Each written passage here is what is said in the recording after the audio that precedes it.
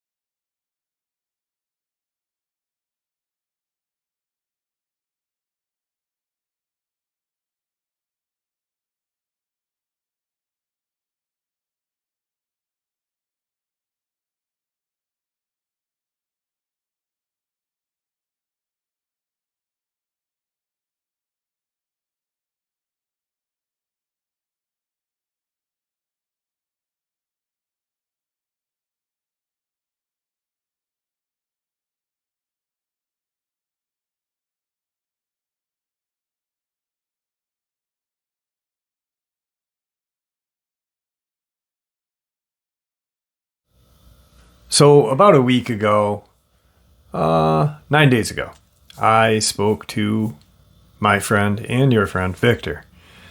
And he called me out of the blue because he had seen the second to last live stream and actually realized that I'm going through what I'm going through with my health. Wanted to make sure I was okay. We actually had a very long conversation, about an hour. Now, during that conversation, we talked about the Tom Mezek case. We talked about all of the animal, air quote, animal attacks that I've covered, which there is a lot, at least 60.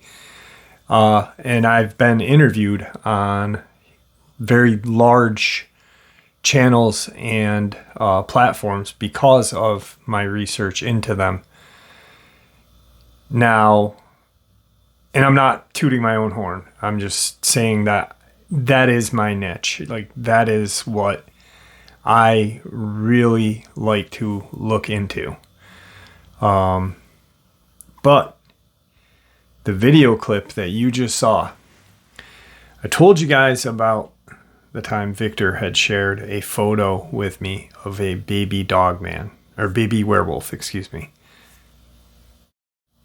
And right after he shares this photo of the baby werewolf, I said, that is the ugliest thing I had ever seen in my entire life. It was not as small as this one.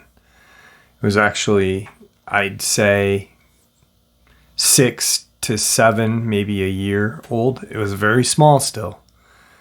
But this is a baby werewolf. Now, a lot of people in the comment section, when I talk about werewolf and dogman, on this channel,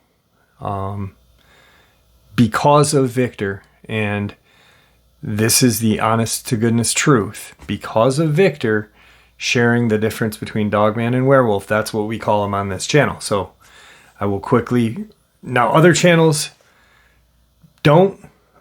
still call these creatures dogmen, or other channels that have watched this channel will copy my channel and say werewolf. Dogman, hocked legs, tail, elongated snout, runs with a hunch, or hunched over, excuse me, and is not as large as the werewolf or Bigfoot. Werewolf has human-like legs, no tail, short muzzle, almost non-existent muzzle, but a muzzle larger than a Bigfoot face and much smaller than a dogman. That is a werewolf on this channel. I wouldn't go on other channels and be like, hey, this is a werewolf, because they'll be like, oh, it's a dogman variant type 2B CDFG. I've never had a dogman experience, but I have this channel, and that variant sheet is created by a fella who never had a dogman encounter in his life. It's crazy. My own view is, if you're going to create a variant type A, type B sheet or, chart, have an experience, because that's really what got me into this. And many of you. And I'm not saying those of us who have had experiences are any better than anybody. We're not. We're the same. We just have had an experience that will haunt us for the rest of our lives.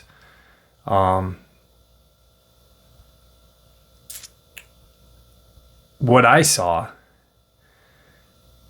didn't fit the category of a dogman or Bigfoot. It had a elongated snout, and from what I think back to, and what I've come to realize, it did have human-like legs. But I can't put 2 and 2 together if it had a tail. It was so quick when we saw it. Now, this video is a baby werewolf per Victor. And I'm going to take him at his word, because I do. I have respect for the man. Many people disagree with who he is and what he says and this and that, but to me, he has proven himself time and time again.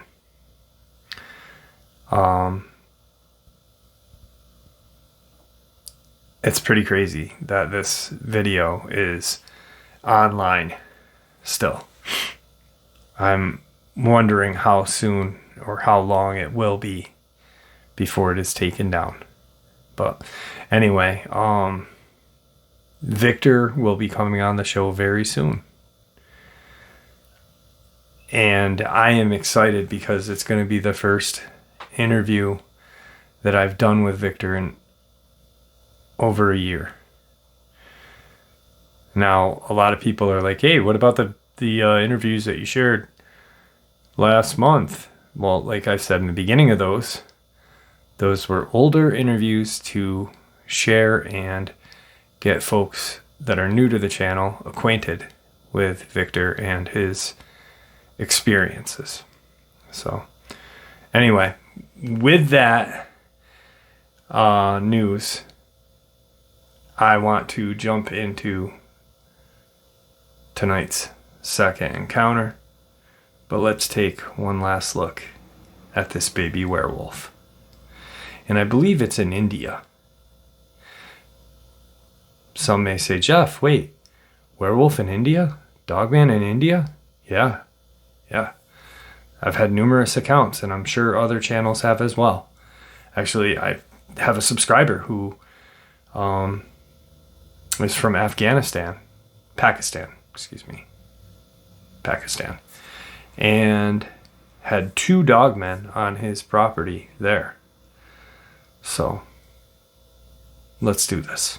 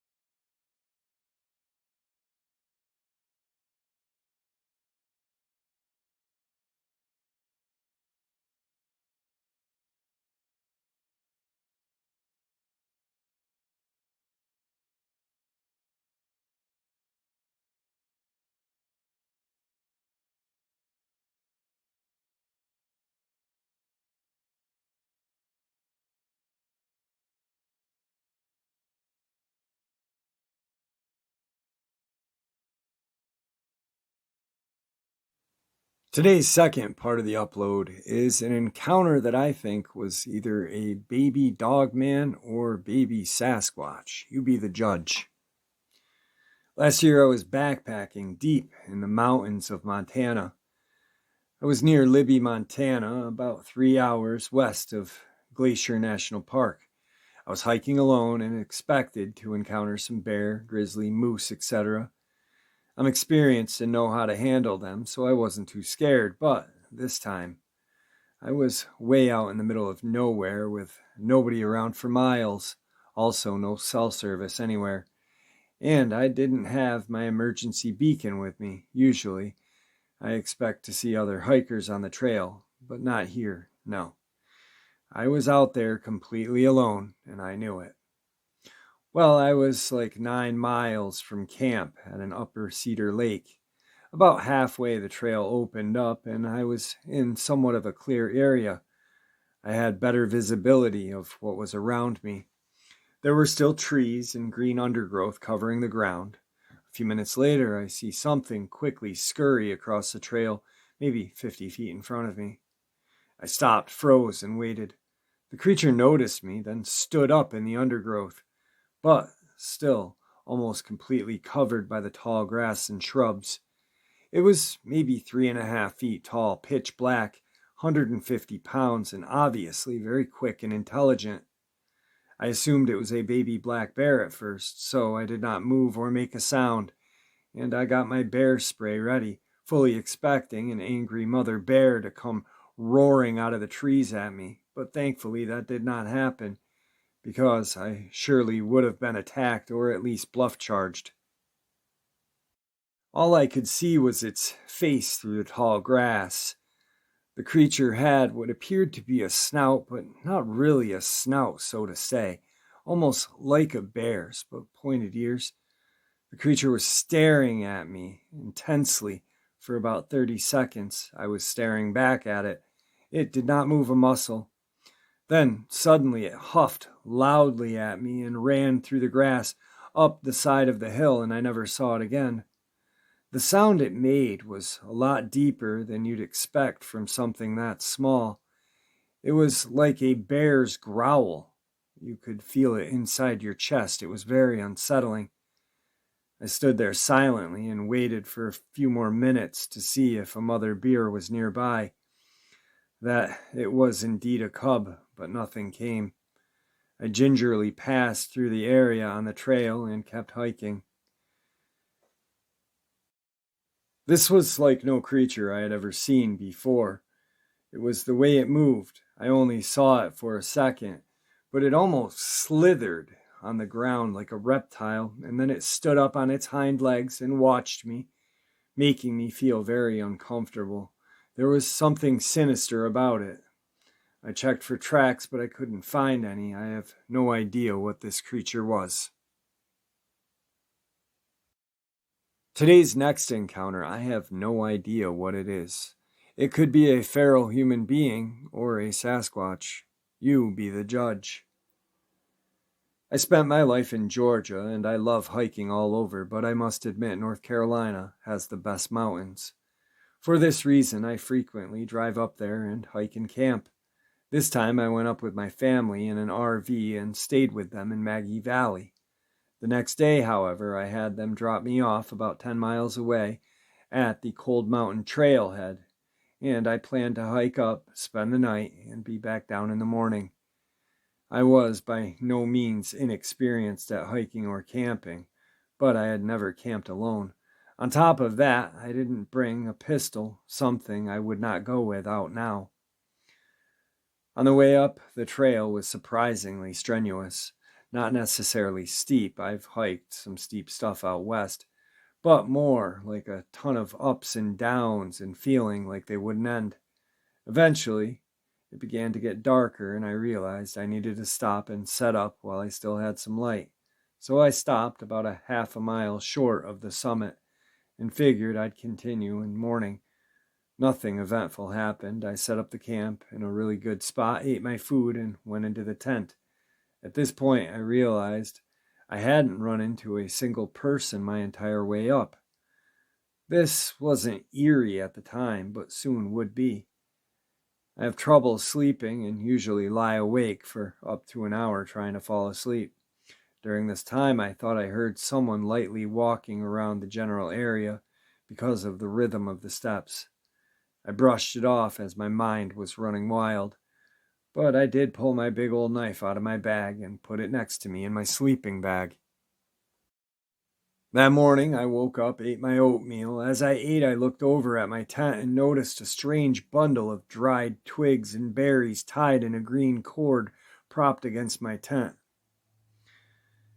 Internally, I was scared, almost urinating on myself, but I packed my crap up and took off in 5 minutes. In no way I bothered to go to the summit. I headed straight down. On the way down, I realized there was a pretty heavy fog and ended up on a side trail that eventually ended, and I was lost. I used a compass to eventually reorient myself and found the trail again, one of my biggest reliefs. I made it out with no other incident. However, come to find out, the same morning a 27-year-old died on the same section of trail as me, and it's possible I would have run into him had I not gotten lost and rejoined the trail later. His family seems to have scrubbed the internet of several of the articles on him, but I'll see if I can find one. The scariest part of this whole thing is knowing that someone or something knew where I was and was watching me, and I had no idea about them. Today's third part of the upload. It was the third week of August in 2020. My friend Riley and I had went hiking in a local forest out in western Oregon. It was and still is a common practice for the two of us to kill a day hiking. So this began as just another day for us, that is to say, until we saw, heard, and found what we did. This particular trail was one that we had hiked at various distances, probably at least several times in the past, and we knew the area well enough for both of us to carry sidearms. It's a good piece of advice for anyone hiking to carry a weapon, and on this day, this type of preparedness proved itself out once again. By 11:30, we had stopped for a break, having already covered several miles from up and down terrain, to eat a sandwich and have a drink. Now at 47, I was in top condition, and Riley was certainly my equal. So we were in no way suffering from fatigue. It was more or less a routine to stop periodically and listen for the woods. This was when we heard the first rock clackling noise. As a hiker/hunter woodsman, we are used to sounds of silence, as we call them, that the woods are capable of producing, with rocks crackling together not being one of them. There was no need to ask each other if we heard this sound. Rather, we both stood up, grabbed our packs, and started to move towards where it had came from. Our thoughts were that it had come from a hunter, so we shouted in hopes of getting a response instead of a bullet, being mistaken for something in the woods other than a human being. Nothing responded, so we walked a little further and shouted again. Still nothing. We weren't being quiet at any time, so anything or anyone would be able to hear us as we now hiked about another 200 yards, which is when we found a dog. Smack dab in the middle of the trail was a mutt, dead as a doornail and half starved from the looks of it, with its neck all twisted up like a wet towel. Riley shook violently, fouling by saying that he had just gotten the chills. I couldn't blame him. As for me, I had gotten a little something more than the chills, as a feeling of extreme fear took hold of me. Now, Riley and I have been together for so long that no matter who says what first, it is generally what the other is thinking. Riley says, "What kind of satanic person would do something like this to a dog?" Which was exactly I was thinking. The animal was so starved, it appeared to have been brought into the woods where someone had pinned it down and twisted its neck around numerous times for good measure. It was nasty to see. The two of us are now thinking that there is at least one, if not two, madmen in the woods clacking rocks as a kind of signal that intruders have arrived. Both of us drew our guns and sat still for 10 minutes or so, hoping to get an indicator as to who or what was around us. As we sat there in the silence looking at each other and back into the woods, suddenly we heard something very big go tearing through the trees, and then it stopped. It sounded heavy and was in no way trying to be quiet about its movements. I had heard animals do this before. They engaged full on in a fight, but there was no noise in the form of grunts or snorts, nothing indicating of some type of animal which either of us knew, and certainly nothing that heavy-footed. That's when the scream sounded. It was something like a cougar and a bear all wound into one, and loud, lasting for 15 or so seconds, then total silence. I signaled with a thumbs up that we should beat it out of here, and we started to backtrack. As we start to move, whatever this thing was started to run towards us, crashing through the trees, snapping branches. We stood our ground, guns drawn, and prepared to shoot. As all of the commotion stopped, I realized I had been holding my breath and took a deep sigh, signaling to my friend to keep moving, which we did. We now ran past the area where the dog was lying, and it was gone. But we weren't going to stop and look around. We both knew the spot, and it was most definitely not lying there anymore. We started to trot, and whatever was in the trees started to run with us. I don't think it was more than 100 feet away, running parallel with us. The difference being we were on the trail, and whatever it was pacing us through the dense brush. We had to have run at a trot for a mile or so when suddenly we heard no more noise. As we slowed our pace to catch our wind, once again my friend spoke, saying that there was some sort of creature out there, which was exactly I was thinking. Now back at the truck, we were in total agreement that nothing could have produced that sound that is known in these parts. That, coupled with the way it was able to run through the trees and the distinctive sound of its weight, I can't even wrap my mind around how it just produced such a noise. It sounded like a metal tamper that's used to compact soil. Then you're laying a brick driveway, boom, boom, boom, repeating again and again with deliberate manner. Now, some would say, what kind of encounter was that? There's no proof. So what? You found a dead dog and heard some loud noises. All I can say is this. When you know something in your heart of hearts, you own it. I'm convinced that all of this was the work of a Sasquatch or a Dogman that day. In my mind, it must have killed this stray and, for whatever reason, had dropped it or left it hearing us coming, but was not about to leave it there. It's only a theory, of course, with anything being possible. Anyway, that's what we experienced on that day, believe it or not. Today's final encounter. I was an employee of what is known down south as a swamp logging crew. In the lowland timber regions of the South, there is much logging being done that continues to this very day, with many of the properties being swampy, water-soaked, and boggy.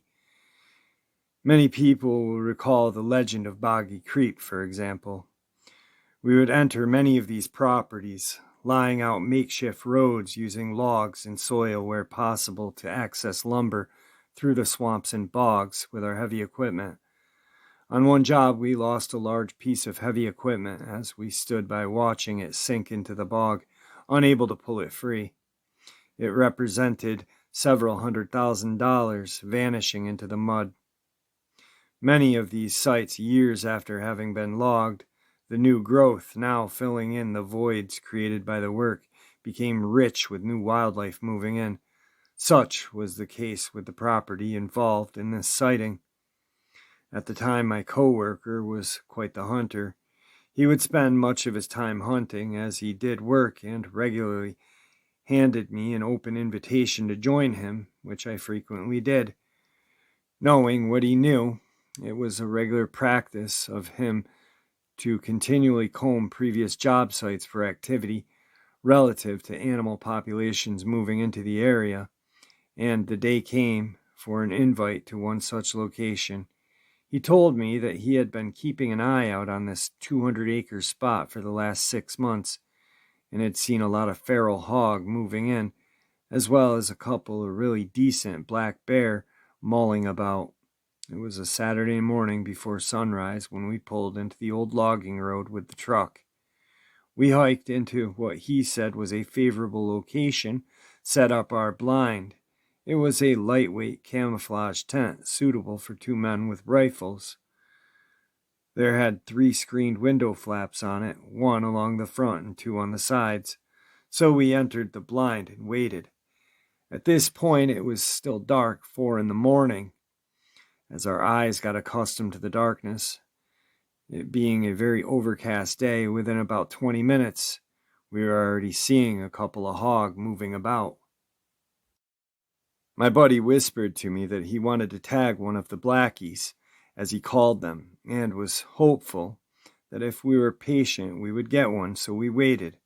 As ridiculous as this may sound, I suddenly had to relieve myself, number 2, and stepped out of the back of the blind. No sooner had I been right in the middle of the act than did my buddy whisper loudly, "Hurry up, man, I see one moving in." You can't rush this type of thing, so as soon as I was able, I was back in the blind, as he pointed out in the distance in front of the blind, about 70 or 80 yards away. On a sunny day, the area we were looking at would have been in the shadows, but it was overcast, with the sun having not yet risen. We could see something moving. There was something black passing among the trees and brush, which was indistinguishable, so many trees being between us and it. But we couldn't see it. My buddy said it was the biggest black bear he'd ever seen. Now, I wasn't half the hunter that he was, and hadn't identified anything that I would call a huge bear, with the only thing I had seen being some dark flashes of color that were moving. Of that much I was certain. My friend put his rifle on the pole and was trying to scope it for a better look, when he said, "What the heck?" I said to him, What? He said, "Hold on, man, I'm trying to get a better look, but it keeps moving." He then said, "My God in heaven, what is that?" He told me to take a look, my rifle not having a scope on it, so I moved over and looked. What I saw was something hunched over, its apparent back moving up and down like someone weeding the garden, not looking anything like a Bigfoot to me personally. I asked him, "What makes you think this is a Bigfoot?" He said, "Keep watching." Almost on cue, with my buddy saying that, it stood up, and for sure as shooting, it was some kind of monster. I couldn't believe it, and I handed my friend his rifle back. I found myself somewhere between total fear and ecstasy having seen it. Having only one scope to share, my buddy said, "It's moving away. It looks like it's holding something," and then it was over. My buddy was gleaming, wearing a smile from ear to ear. "Can you believe that, man? We just saw some sort of Bigfoot thing." It took me a couple of minutes to come back to earth from where I was, basically freaking out. I was overwhelmed. The two of us moved outside of the blind, and now were cautiously walking toward where it had been. There is potential quicksand and all kinds of pitfalls in this area, so we had to be very careful. Having finally reached the spot where the creature had been, there was blood on the ground, and a fair amount of short grayish hair, which my buddy quickly identified as being a hog. He rather astutely surmised that what we were first looking at was the creature dealing with the hog on the ground, followed by it picking it up and leaving the scene, because he was the last to see it through the scope. He commented that it wasn't shouldering anything, so it must have had the hog under its arms or holding it in its hands. The hogs we have seen in were about 75 to 100 pound range, so if it had killed a similar one, that was quite the feat to carry it away in the hands or underarm. Originally, my buddy had said that it was the biggest blackie he had ever seen, now saying it had to be 600 pounds, possibly even more. He had identified a branch that it had walked by being level with its neck, and when we stepped alongside of it, my buddy, being 5'10", held his rifle up by the trigger, and the tip of the barrel was at the branch's height. This thing was well over 9 feet tall. The area we were in had large tracts of timber, such as the one we were in, but there are homes and some businesses not far away. I can't say I disbelieve in Bigfoots or any other kind of existence beforehand, but I didn't give it a second wink. This was a game changer for obvious reasons. Find the food and find the water, and you'll find the animals. This day, much of our surprise, we found something that we never thought existed.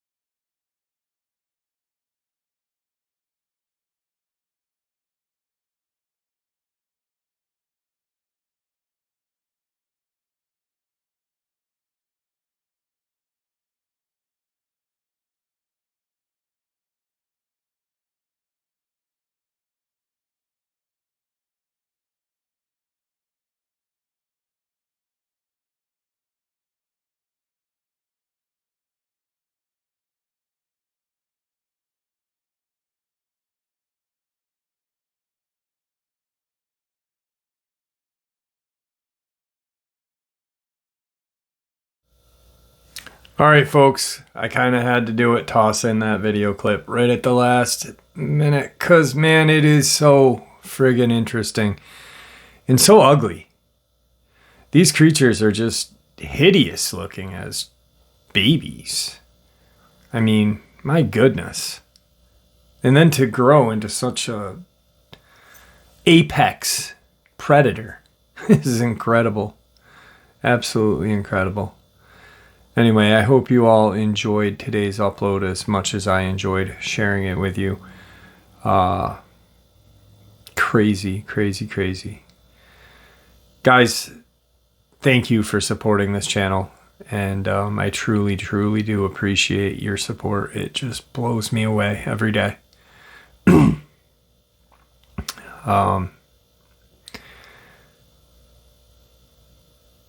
I got something in store for y'all in the next couple of days, and I'm looking forward to doing it.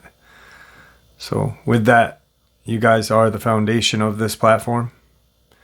You are what makes this channel special. Please stay safe, happy, healthy, ever vigilant.